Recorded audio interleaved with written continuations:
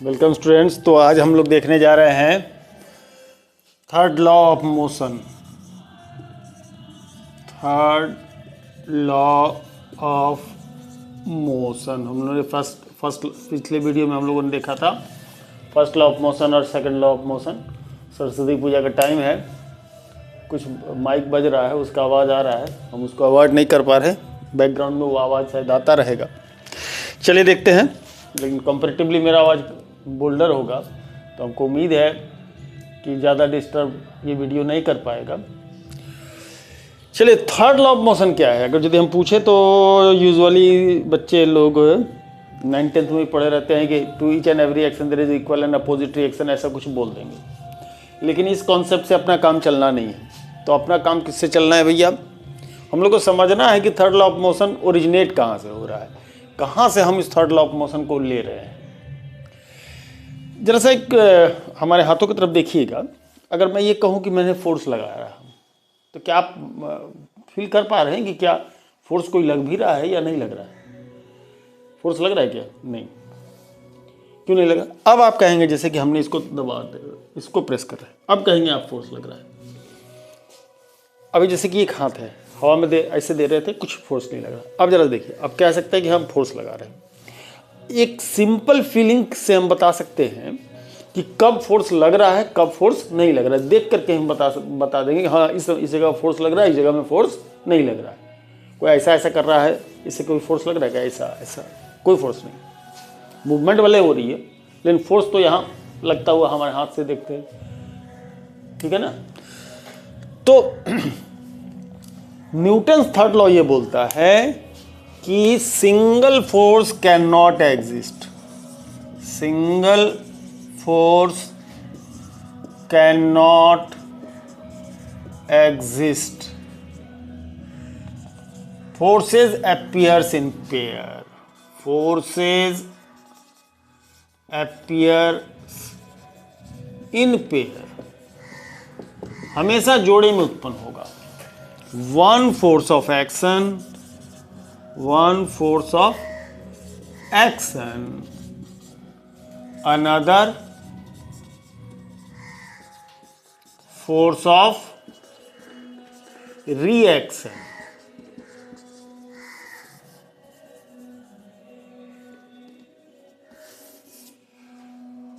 दूसरा force of reaction होगा, है ना।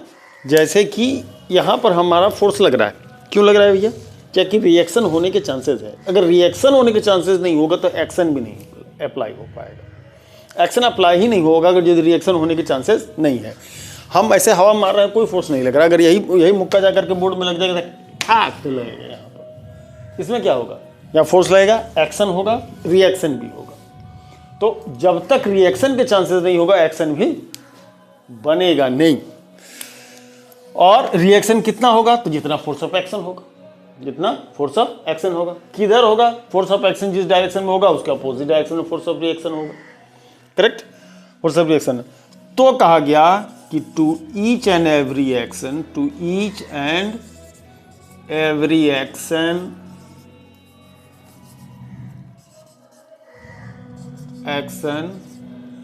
There is equal and opposite reaction.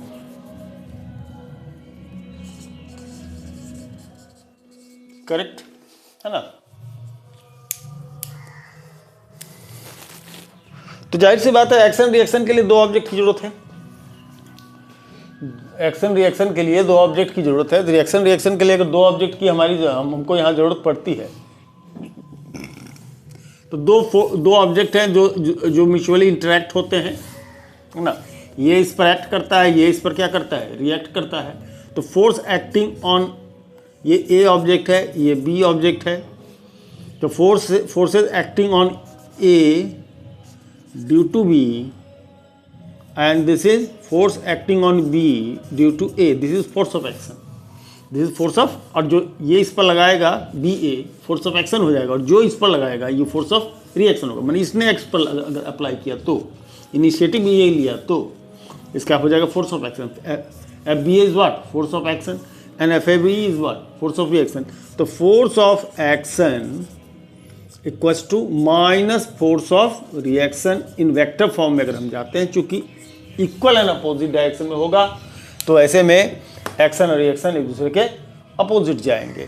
तो बहुत इंटरेस्टिंग बात यह है कि न्यूटन्स के जो फर्स्ट लॉ है कि जब तक फोर्स नहीं लगेगा तब तक कोई भी ऑब्जेक्ट के स्टेट में चेंज नहीं आएगा। दूसरा उसने बताया कि जो अप्लाइड फोर्स होगा वो होगा कितना, वो rate of change of momentum के इक्वल हो जाएगा अप्लाइड फोर्स, करेक्ट। और तीसरा कि जब तक हमारा कोई रिएक्शन के चांसेस नहीं होता, जब तक रिएक्शन होगा नहीं, फोर्स ऑफ एक्शन भी अप्लाई नहीं होगा, यानी कि there is always an equal reaction equal to the force of action in the opposite direction.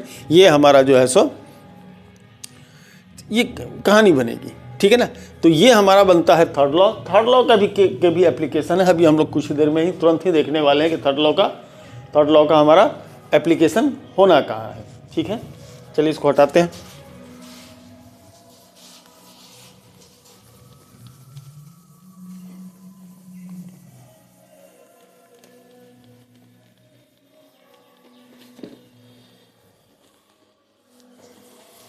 Principle of conservation of linear momentum.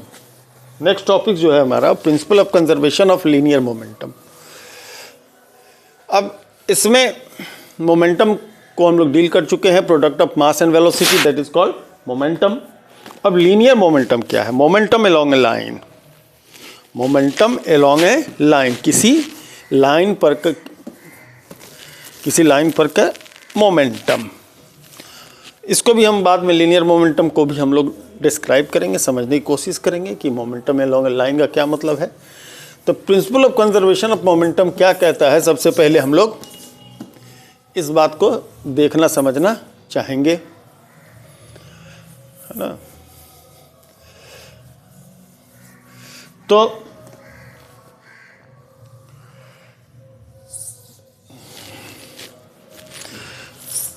अगर डिफिनीशन की बात करें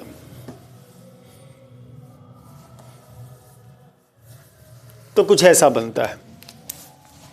क्या है definition? In the absence of, पहले हेडिंग डाल दिया जाए, प्रिंसिपल, ये नहीं, ये LE वाला principle of conservation of momentum.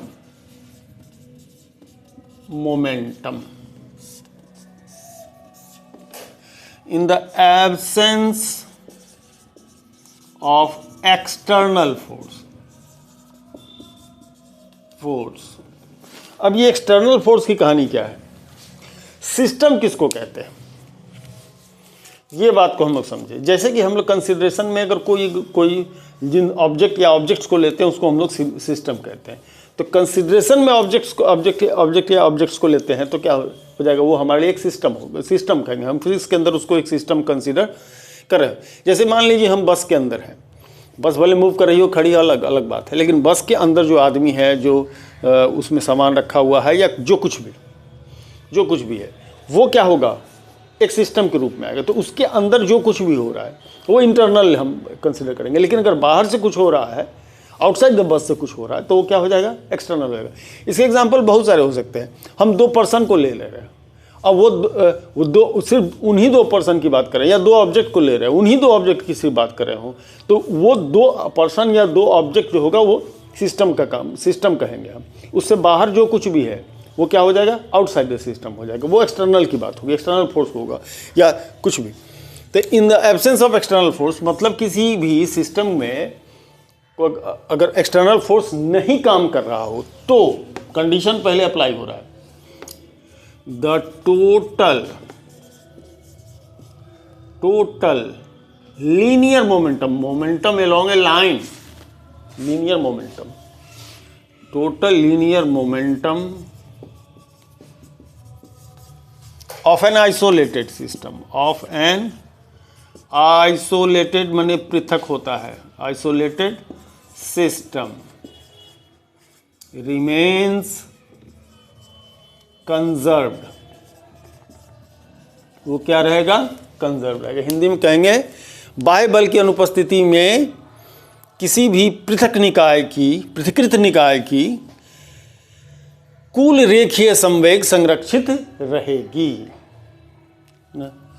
अगर हिंदी वाले सुन रहे हो तो मतलब बोलचाल की भाषा में हिंदी में ऐसे बोल सकते हैं कि अगर कोई बाह्य बल नहीं लग रहा हो किसी भी निकाय पर, तो उसका जो रेखीय संवेग होगा वो क्या रहेगा, संरक्षित रहेगा। इसको हम लोग प्रूव भी करने के लिए चलते हैं, चलिए अभी हम लोग थर्ड लॉ ऑफ मोशन को देखे थे, थर्ड लॉ ऑफ मोशन पर ही आते हैं।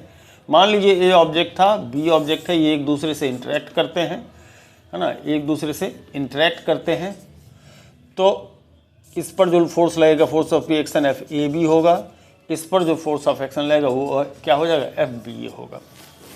ठीक है, अब हम लोग इससे ओके चलिए बिफोर इंटरेक्शन, कोलाइजन की बात करें, इंटरेक्शन की, before interaction P A momentum रहा है किसका, ए का, momentum of A, P B रहेगा मोमेंटम ऑफ बी। ठीक है, आफ्टर कोलाइजन हम ले रहे हैं P A dash momentum of A and P B dash momentum of B, ऐसा हम ले रहे हैं। ठीक है, ओके। थर्ड लॉ क्या कहता है हमारा, थर्ड लॉ क्या कहता है कि एफ ए बी जो होगा वो माइनस एफ बी ए होगा। ठीक है भैया, चलिए एफ ए बी में इसमें हम लोग क्या करें, दोनों साइड में डेल टी से मल्टीप्लाई कर देंगे,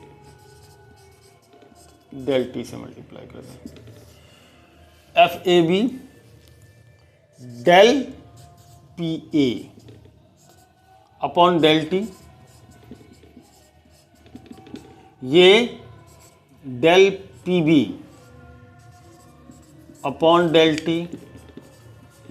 एफ ए बी, ए में जो मोमेंटम चेंज होगा वो फोर्स ऑफ रिएक्शन के कारण, बी में जो चेंज इन मोमेंटम होगा वो किसके कारण, फोर्स ऑफ एक्शन के कारण, बी ए के कारण। अभी थोड़ी देर पहले हमने समझाया, डेल टी कैंसिल हो जाएगा, तो डेल पी ए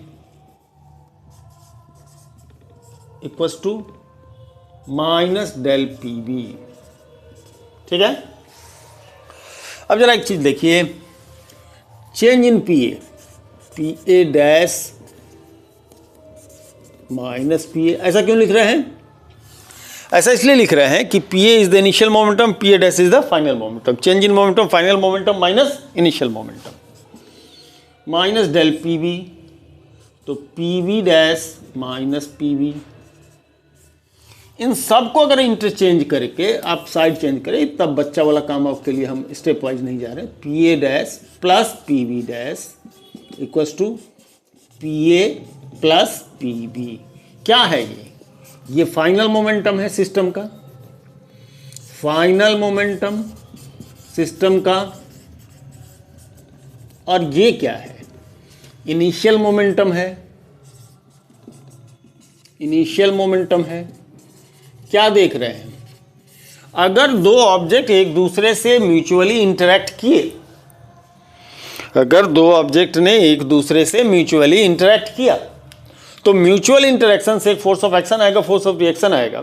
इस सिस्टम में बाहर से कोई फोर्स नहीं लग रहा, कोई सी एजेंट नहीं है जो कि इस पर फोर्स लगा रहा हो, तो ये म्यूचुअली इंटरेक्ट करेगा, एक फोर्स ऑफ एक्शन, एक फोर्स ऑफ रिएक्शन आएगा। इन दैट सिचुएशन में अगर हम लोग कुछ कैलकुलेशन के थ्रू जाते हैं तो हम लोग सिंपली इसको दिखा पाएंगे कि जो फाइनल मोमेंटम होगा और जो इनिशियल मोमेंटम होगा टोटल सिस्टम का, पूरे सिस्टम की बात हम कर रहे हैं, पूरे सिस्टम की बात कर रहे हैं, वो क्या रहेगा, वो सम सेम रहेगा। करेक्ट है ना, वो सम उसका सेम होगा। इसका क्या और एप्लीकेशन हो सकता है, इसका क्या एप्लीकेशन की बात करें अगर हम कहें, जैसे कि एक बात को लीनियर मोमेंटम इसको क्यों कह रहे हैं, जैसे कि मान लीजिए एक ऑब्जेक्ट यहां पर है और ये ब्लास्ट हो जाता है,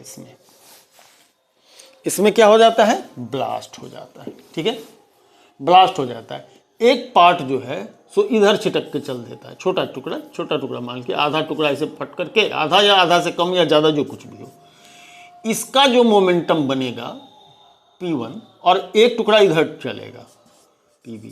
एक बात याद रखिए, P1 P2 चलिए, है ना, एक बात याद रखिए, वो क्या कि एक टुकड़ा इधर भी टूट के आया है, चलिए, है ना, एक बात याद रखिए, ये फटने के बाद अगर दो टुकड़े में फटता है तो दो टुकड़े में फटने के बाद एक टुकड़ा इधर और एक टुकड़ा इधर जाएगा, माने उसी लाइन पर जाएगा, जिस लाइन पर ये जाएगा उसी लाइन पर अपोजिट डायरेक्शन में ये जाएगा, यानी मोमेंटम अलोंग द लाइन क्या रहेगा, वो कंजर्व रहेगा। जीरो मोमेंटम हो सकता है किसी भी सिस्टम का जीरो मोमेंटम हो सकता है किसी लाइन के अलोंग, बार बार हम इसको स्ट्रेस कर रहे हैं, इस लीनियर मोमेंटम को बार बार हम ये करें, किसी लाइन के अलोंग क्या हो सकता है, उसका जीरो मोमेंटम हो सकता है ना, जीरो मोमेंटम हो सकता है। करेक्ट, और हो सकता है कि उसके बाद उसके कंपोनेंट के पास कुछ मोमेंटम आ जाए, कुछ इंटरेक्शन हो, कुछ इंटरनल रिएक्शन हो और उसमें मोमेंटम आ जाए।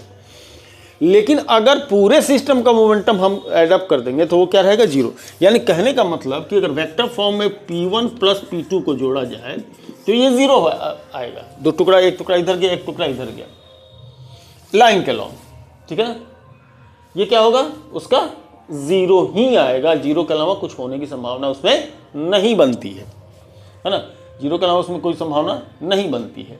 ठीक है, तो एक एग्जांपल हम इसके बाद हम लेंगे समझाने के लिए और किसको क्लियर करेंगे, यानी कि P2 जो होगा वो माइनस P1 होगा, जो भी होगा कम होगा। अब जाहिर सी बात है, मान लीजिए एक छोटा टुकड़ा इधर आता है, एक बड़ा टुकड़ा इधर जाता है, तो आप कह सकते हैं कि M2 V2 ऐसा ले लीजिए, equal to minus M1 V1 ऐसा ले लीजिए। तो यहाँ पर अगर इनका मास और वेलोसिटी का प्रोडक्ट अगर कांस्टेंट है, मास और वेलोसिटी का प्रोडक्ट अगर कांस्टेंट है, तो डेफिनेटली अगर ये मान के चले कि M2 छोटा मास है, M1 जो है सो बड़ा मास है, मतलब ये छोटा मास है, ये क्या है, बड़ा मास है। अगर ऐसा होता है तो V2 equals to minus M1 by M2 into क्या होगा, V1। तो अब M1 M2 का रेशियो डिसाइड करेगा कि V2 V1 का कितना होगा। तो सपोज दैट कि मान लीजिए 50 किलोग्राम का ऑब्जेक्ट है और इधर में जो है सो 45 किलोग्राम का ऑब्जेक्ट जो है सो टूट करके जा रहा है, ब्लास्ट हो रही है उसके अंदर, और ये 5 किलोग्राम का उधर जा रहा है, तो इनका जो 1:9 का रेशियो हो जाता है, 1:9 का रेशियो। अगर ये 45 वाला 5 मीटर पर सेकंड की स्पीड से जाएगा तो ये 9 पंचे 45, ये 45 मीटर पर सेकंड की स्पीड से जाएगा, मतलब रिवर्स रेशियो जाता है। जिसका मास कम होगा उसमें वेलोसिटी ज़्यादा होगी, और जिसका मास ज़्यादा होगा उसमें वेलोसिटी कम होगी। ये सजेस्ट करता है हमको principle of conservation of linear momentum. ठीक है, और कुछ हम सिचुएशन को क्या करते हैं, देखते हैं, है ना, और कुछ सिचुएशन को हम लोग क्या करते हैं, देखते हैं कि क्या हो सकता है।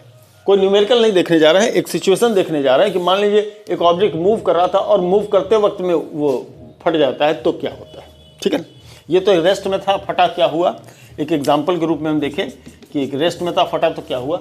और अगर यदि मोशन में जाते हुए अगर वो ब्लास्ट कर जाता है तब सिचुएशन क्या बनती है, उसको भी हम लोग ज़रा देखने की कोशिश करेंगे।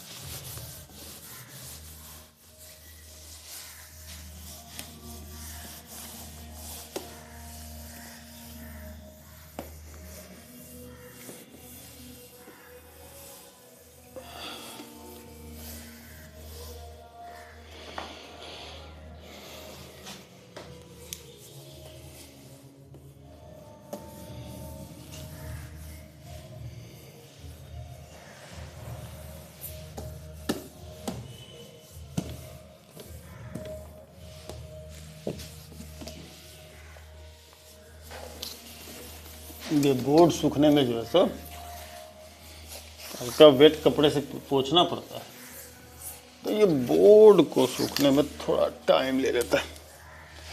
चलिए, सपोज दैट थोड़ा सा हम लोग एक्सिस वाइज इसको देखें, एक्सिस वाइज देखते हैं, ठीक है। मान लीजिए कोई एक मास है कैपिटल एम, है ना, और ये एक इनिशियल वेलोसिटी v के साथ क्या हो रहा है, मूव कर रहा है, ठीक है।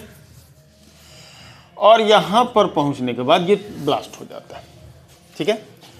ब्लास्ट होने के बाद जो ऑब्जर्वेशन आता है ना, कि एक टुकड़ा इसका इस अलोंग में छोटा सा, इस अलोंग में m1 मास चला जाता है और एक टुकड़ा क्या हो रहा है, यहाँ है।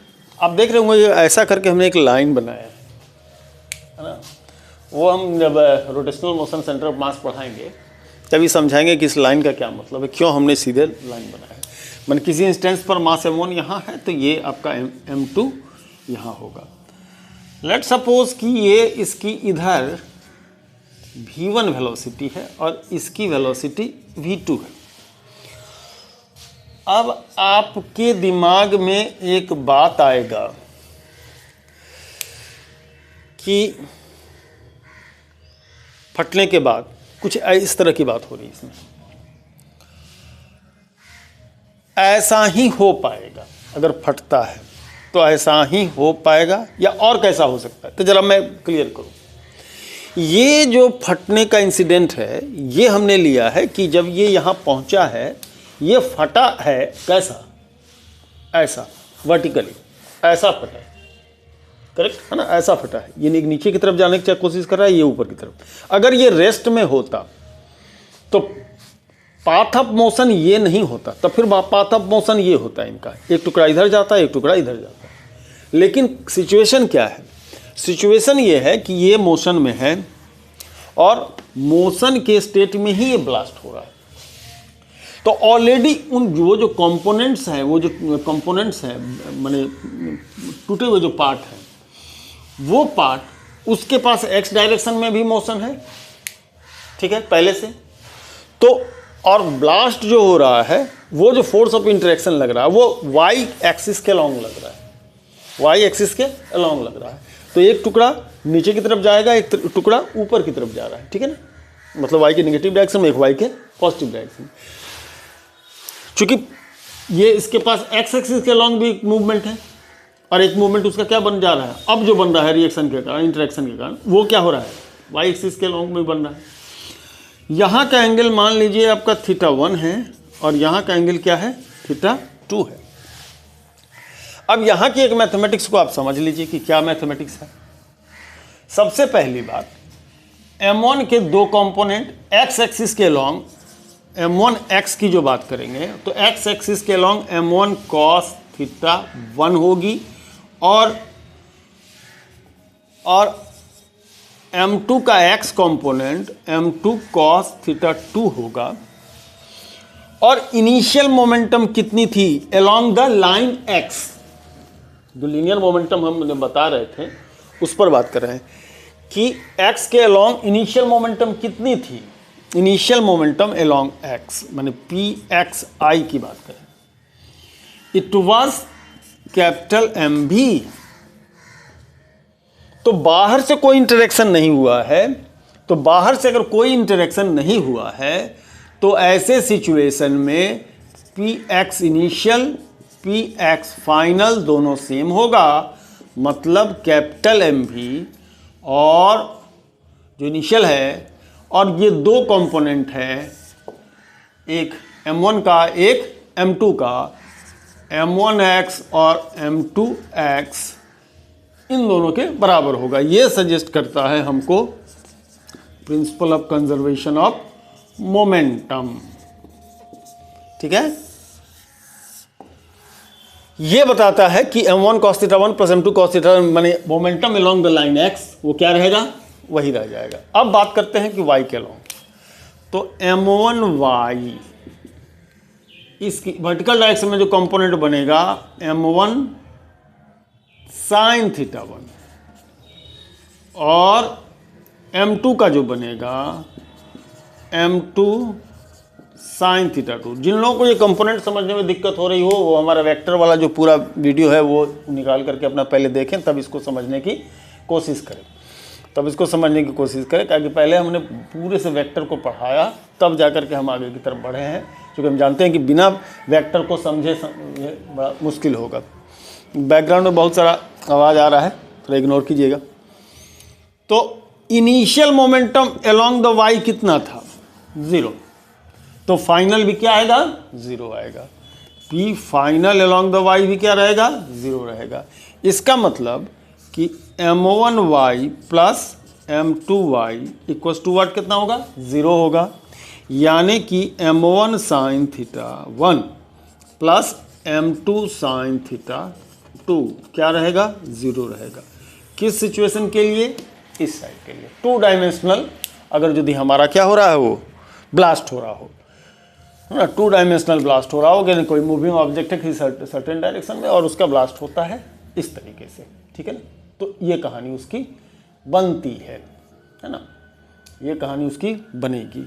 अब इस सिचुएशन को ये कोई जरूरी नहीं कि फटेगा तो ऐसे ही जाएगा, हो सकता है कि फटे तो कोई माने ब्लास्ट जो हो, फोर्स ऑफ इंटरेक्शन जो एक इधर हो रहा था, एक इधर हो रहा था, इस सिचुएशन में तो हम लोगों ने ऐसा लिया है ना, कि डायरेक्शन ऑफ मूवमेंट के नॉर्मल डायरेक्शन में जो है सो इंटरेक्शन इस लाइन में भी हो सकता है, वो भी सिचुएशन इसी तरीके से डेवलप करेगा। इंटरेक्शन इस लाइन में भी हो सकता है, किसी भी लाइन में इंटरेक्शन हो सकता है ना। वो इंटरेक्शन होने का कोई अपने सिचुएशन पर डिपेंड करेगा कि वो ब्लास्ट कैसा हो रहा है, किस तरह से फट रहा है या कुछ भी हो रहा है ना। ये कहानी अलग बनेगी, है ना।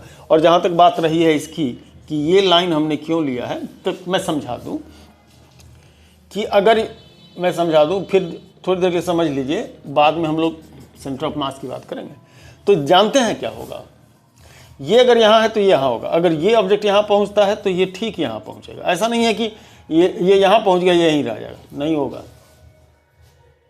बड़ा इंटरेस्टिंग है, दोनों जो है सब मूव करेगा तो वो एक दूसरे से इसके नॉर्मल एक्स के नॉर्मल डायरेक्शन में दोनों जो है तो क्या रहेंगे, एक ही लाइन में रहेंगे ऐसा, और मूव करता हुआ जाएगा। इसका जो सेंटर ऑफ मास है इसी लाइन पर क्या होगा, मूव करेगा। करेक्ट। ये पढ़ाना तो आगे था, लेकिन सिचुएशन यहाँ थी तो हमने सेंटर ऑफ मास को भी थोड़ा सा समझा दिया है। मूवमेंट इसी लॉन्ग होगा उसका, जहाँ भी चला जाए, जितना दूर भी चला जाए, ठीक है।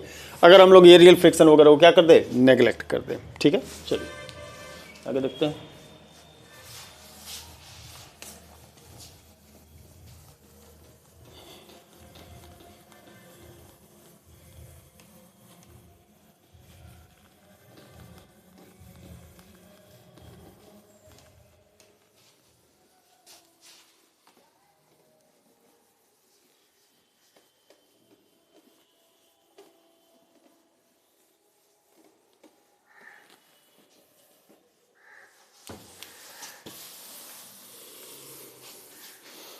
एक प्रश्न बार बार आता है, बोर्ड वगैरह में भी पूछता है ना, कि second law of motion is the real law of motion, या derive first law of motion from second law of motion, derive third law of motion from second law of motion. ये जो सारी कहानी है ये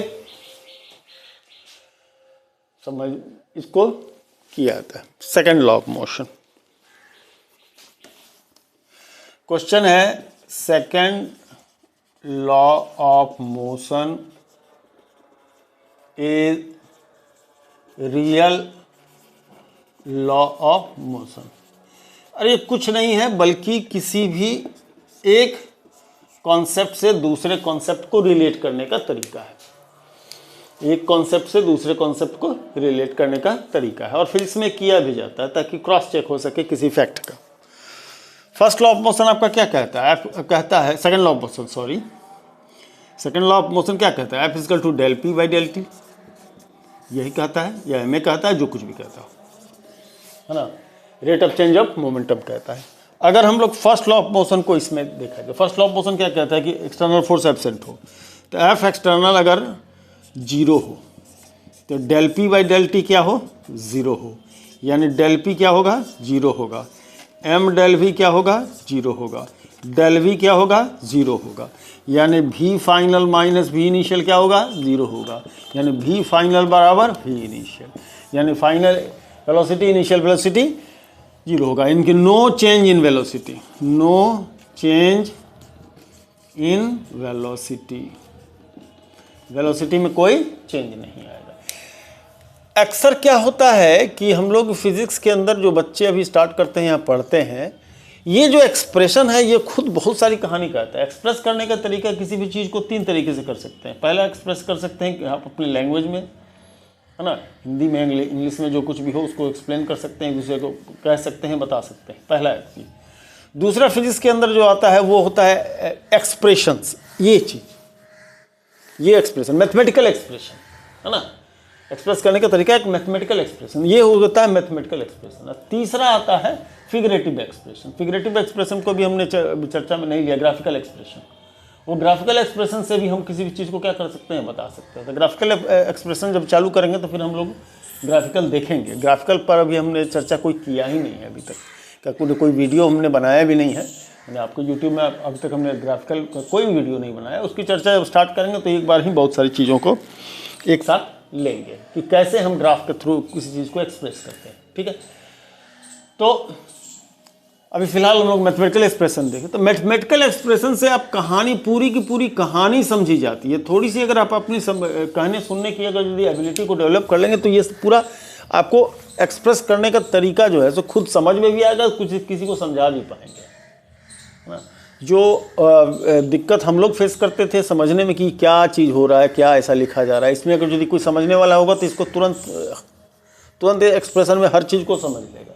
और बाकी नहीं समझने वाले के लिए ये 5 लाइन होगा जो कुछ कुछ लिखा हुआ है, ऐसा ही है। चलिए, ये तो फर्स्ट लॉ ऑफ मोशन को हम लोगों ने दिखाया। फर्स्ट लॉ ऑफ मोशन को ड्राइव कर दिया।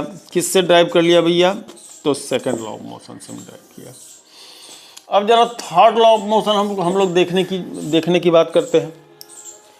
अगर एफ एक्सटर्नल हमारा 0 है, ठीक है, और 2 ऑब्जेक्ट होगा जब थर्ड लॉ के मोशन के, तो क्या हो जाएगा? एफ एक्सटर्नल 0 है, तो ऐसे में फोर्स ऑन ए की बात करें plus force on B, 2 object है, वो क्या होगा? 0 होगा।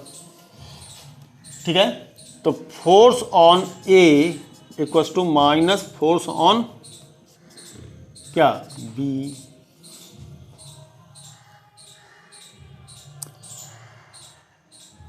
ऐसे भी लिख सकते हैं, एक तरीका ये हो सकता है। एक तरीका चेंज इन मोमेंटम से हम लोग देख सकते हैं। एफ एक्सटर्नल 0 है तो del P by del T equals to क्या होगा? 0। Del P by del T 0, del P by del T 0, यानी कहा जाए तो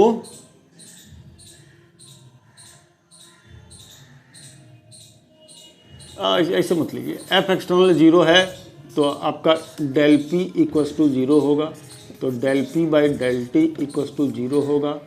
पी का मतलब आपका क्या हो जाएगा? P1 प्लस P2 या PA प्लस PB हो जाएगा, upon del T equal to 0 होगा। Del PA plus del T plus del PB upon del T equal to 0। Force acting on A plus force acting on B equals to 0 होगा। Force नहीं लगेगा तो कोई change in momentum नहीं होगा, force नहीं लगेगा तो कोई चेंज इन मोमेंटम नहीं होगा। यही कहता है हमारा कौन? Second law of motion. ठीक है, चेंज इन मोमेंटम 0 होगा, तो F A plus F B 0 होगा, यानी एफ बी जो होगा वो माइनस एफ ए होगा। Force of action, force of reaction, force of action minus force of reaction, force of reaction, ये क्या होंगे? एक दूसरे के अपोजिट होंगे। ठीक है ना। हाँ, या इसको सिंपल 2 लाइन में भी कह सकते हैं। एक्सटर्नल फोर्स अगर 0 है तो एक्टिंग टोटल इंटरनल फोर्सेस क्या होंगे? 0 होंगे, तो F A equal to minus F B होगा। हम लोग इस सिंपल में भी कह सकते हैं चेंज इन मोमेंटम 0 होगा, उस तरीके से भी इसको एक्सप्लेन करके कह सकते हैं चेंज इन मोमेंटम 0 होगा। उसके बाद कुछ कैलकुलेशन करके हम लोग F B equal to minus F A दिखा सकते हैं। तो कहने का तरीका हो गया, ये एक शॉर्टकट तरीका हो गया, ये थोड़ा सा एलेबोरेट करके हमने दिखाया। तो दिखाने और कहने का क्या हो गया, एक तरीका था, power to express something mathematically. और कुछ ये क्वेश्चन था नहीं, है ना, और कुछ ये था नहीं, कैसे आप एक्सप्रेस करके किसी चीज़ को क्या कर पाते हैं, समझा पाते हैं, यही आपको इसमें क्या करना था, देखना था। ठीक है जी।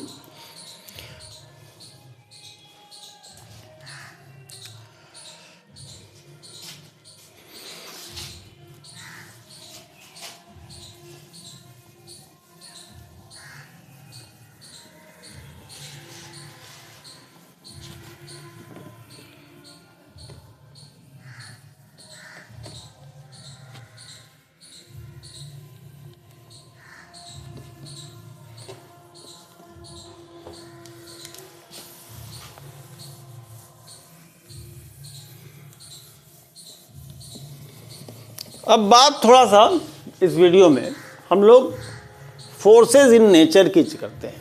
ठीक है, फोर्सेस इन नेचर की थोड़ा चर्चा कर लेते हैं और उसकी बात करते हैं। कई तरह के फोर्सेस की हम लोग बात करेंगे फिजिक्स के अंदर, तो उनके थोड़ी चर्चा कर लें ताकि आगे उसकी ज़रूरत पड़ सके। जैसे ग्रेविटेशनल फोर्स, हम लोग जानते हैं क्या है gravitational force. Force acted by the earth on any object, या दो मासेस के बीच में लगने वाला force, force of gravitation. Electrostatic force, force acting between charges, जो एक चार्ज का दूसरे चार्ज के पर लगता है, उसको इलेक्ट्रोस्टैटिक फोर्स कहते हैं। फिर आपको मैग्नेटिक फोर्स क्या, एक मैग्नेट का, है ना, एक मैग्नेटिक सब्सटेंस के ऊपर लगने वाला फोर्स क्या होगा, मैग्नेटिक फोर्स हो जाएगा। एक टर्म आता है रीस्टोरिंग फोर्स या स्प्रिंग फोर्स, रीस्टोरिंग फोर्स या स्प्रिंग फोर्स, है ना। तो ये रीस्टोरिंग फोर्स क्या चीज होता है और स्प्रिंग फोर्स क्या चीज होता है, जरा समझें, है ना। अक्सर क्या होगा कि ये चीज हम लोग को कंफ्यूज कर देता है। स्प्रिंग फोर्स की बात करते हैं।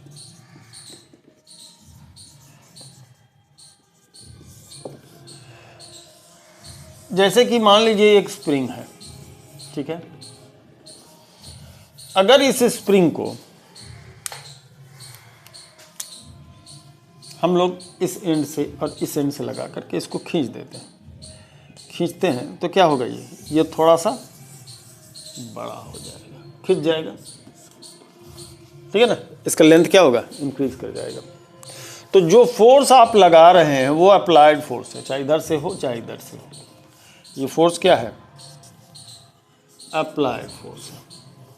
आप देखेंगे कि स्प्रिंग जो है इसको अंदर की तरफ खींच रहा है, खींचने की कोशिश कर रहा होगा, ये है स्प्रिंग फोर्स। जब ये कुछ भी नहीं किए हैं तो कोई दिक्कत नहीं है, तब तक वो स्प्रिंग फोर्स एग्जिस्टेंस में नहीं आएगा। स्प्रिंग फोर्स तब एग्जिस्टेंस में आ जाता है जैसे ही आप इस पर क्या करते हैं, फोर्स अप्लाई करते हैं, और ये इसको रीस्टोर करने की कोशिश करता है। ये फोर्स जो है रीस्टोरिंग स्प्रिंग फोर्स है ना, इसको रीस्टोर करते हैं, इसको रीस्टोरिंग फोर्स कहते हैं, रिस्टोरिंग फोर्स कहेंगे, है ना।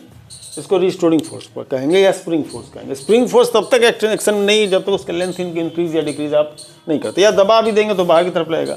अगर मान लीजिए इसको कंप्रेस कर देते हैं, अंदर की तरफ फोर्स लागे तो बाहर की तरफ स्प्रिंग फोर्स लगेगा, इसको वापस अपने क्या होगा, शेप में लाने की कोशिश करेगा। ये जो स्प्रिंग फोर्स है इसको शेप में लाने की कोशिश करेगा, ठीक है। एक स्प्रिंग फोर्स के विस्कस फोर्स कैसा फोर्स होता है, विस्कस फोर्स कैसा फोर्स होता है, तो लिक्विड का जो फ्लो होता है तो उसके डिफरेंट लेयर्स होते हैं। फ्लूइड की बात करें, लिक्विड ही नहीं फ्लूइड की बात करते हैं, फ्लूइड में जो फ्लो कर सकता है उसके डिफरेंट लेयर्स के बीच में एक फोर्स लग रहा होता है, जो एक लेयर के मोशन को दूसरा लेयर क्या करता है, रेजिस्ट करता हो। वहाँ पर जो रेजिस्टिव फोर्स है वो क्या है, विस्कस फोर्स है। फोर्स ऑफ फ्रिक्शन हम लोग साधारण रूप से जानते हैं, है ना। कुछ फोर्सेस ऐसे होते हैं जब तक उसमें कुछ एक्ट नहीं करता है वो एग्जिस्टेंस में नहीं आता। जैसे कि स्प्रिंग फोर्स की बात करें, जब तक इसके शेप में चेंज आप नहीं लाएंगे कोई स्प्रिंग फोर्स क्या होगा, डेवलप नहीं करेगा, डेवलपमेंट नहीं होगी। आपका विस्कस फोर्स अगर एक ऊपर का लेयर अगर लिक्विड फ्लो होना ना स्टार्ट हो, ऊपर का लेयर फ्लो नहीं करने लगेगा तब तक नीचे का लेयर उसको रेजिस्ट नहीं करेगा, विस्कस फोर्स भी नहीं लेगा। फोर्स ऑफ फ्रिक्शन की भी कहानी यही है। फोर्स ऑफ फ्रिक्शन में भी क्या होता है कि कोई ऑब्जेक्ट है, अगर आप कोशिश करते हैं, सबसे पहले कोई अप्लाइड फोर्स से उसको खींचने की कोशिश करते हैं, धकेलने की कोशिश करते हैं, तो इसके सरफेस इन कांटेक्ट के बीच में एक फोर्स आता है, लगता है, depending on the nature of surface in contact, कि वो इसको मोशन को क्या करेगा, प्रोबेबल मोशन को या इम्पेंडिंग मोशन को क्या करेगा, वो अपोज कर सकता है। छोटा फोर्स होगा तो हो सकता है कि फोर्स ऑफ फ्रिक्शन इतना ज़्यादा हो कि उसको आगे की तरफ नहीं जाने दें, लेकिन जैसे ही कोई बड़ा फोर्स लगा देंगे वो क्या होगा, स्लाइड कर जाएगा, उसके ऊपर खिसकने लगेगा। ठीक है, तो ये फोर्स क्या है, फोर्स ऑफ फ्रिक्शन। और फोर्स ऑफ फ्रिक्शन भी जब तक आपने फोर्स अप्लाई नहीं किया है, उसको मूव नहीं कर रहे हैं, तब तक वो एग्जिस्टेंस में नहीं आएगा। करेक्ट। तो कौन सा डेवलप्ड फोर्स है, कौन सा अप्लाइड फोर्स है, इसको थोड़ा डिफरेंस करके हम लोग को समझना पड़ेगा, है ना। ताकि नॉर्मली स्प्रिंग फोर्स ऐसे रेंडमली अच्छा स्प्रिंग फोर्स होता है, अच्छा विस्कस फोर्स होता है, नहीं, कब कौन कैसे डेवलप होता है ये समझना बड़ा जरूरी है, क्योंकि तभी जाकर के हम लोग उसके कॉन्सेप्ट को भी समझेंगे। स्प्रिंग फोर्स की बात हो या फोर्स ऑफ फ्रिक्शन की, ये डेवलप करता है जब आप कुछ चेंज लाने की कोशिश कर रहे हैं, तब ये जाकर के डेवलप करता है। आप किसी ऑब्जेक्ट को दूसरे के ऊपर स्लाइड करने की कोशिश करते हैं, तब जाके फोर्स ऑफ फ्रिक्शन डेवलप करता है। किसी स्प्रिंग को दबाने की कोशिश करते हैं, तब ऐसा डेवलप होता है। ऐसे कुछ और भी फोर्सेस होंगे जो भी हमको ध्यान में नहीं आ रहा है, लेकिन ऐसे इस तरह की बातें होती है ना। और भी कुछ फोर्सेस हैं जिनको शायद इस समय हम भूल रहे हैं, है ना। Deforming force sir, let's suppose deforming force क्या होता है। डिफॉर्मिंग फोर्स ऐसा नहीं है कि डिफॉर्मिंग फोर्स से कोई ऑब्जेक्ट मोशन में या क्या बोलते हैं रेस्ट में आता है। डिफॉर्मिंग फोर्स ये हो सकता है जैसे कि रबड़ का बॉल लिया, आप उसको दबा करके क्या कर रहे हैं, छोटा कर रहे हैं, या आप उसको खींच करके क्या कर रहे हैं, बड़ा कर रहे हैं। ये फोर्स उसको मोशन से रेस्ट में, रेस्ट से मोशन में नहीं ला रहा है, वो क्या कर रहा है, उसके शेप एंड साइज में कोई कहीं ना कहीं कोई क्या कर रहा है, चेंज कर रहा है। ऐसा फोर्स क्या होता है, डिफॉर्मिंग फोर्स कहलाते हैं। Correct. Cohesive force, adhesive force, ऐसे बहुत सारे फोर्सेस की बात होगी जो हम लोग धीरे धीरे करके पढ़ेंगे, है ना। तो forces in nature, sorry spring force लिखे हुए, फोर्सेज इन नेचर भी हम लोग जानेंगे, कौन कैसे एग्जिस्ट करता है, किसका क्या कहाँ कौन एप्लीकेशन है, ये सब भी जानना थोड़ा सा कंफर्ट के लिए बड़ा ज़रूरी है। चलिए अब लोग हम नेक्स्ट वीडियो में हम आपसे मिलते हैं, और जिसमें हम लोग मोरलेस इस पर डिस्कस करेंगे, फोर्स ऑफ फ्रिक्शन पर डिटेल डिस्कशन होगा। ठीक है, धन्यवाद।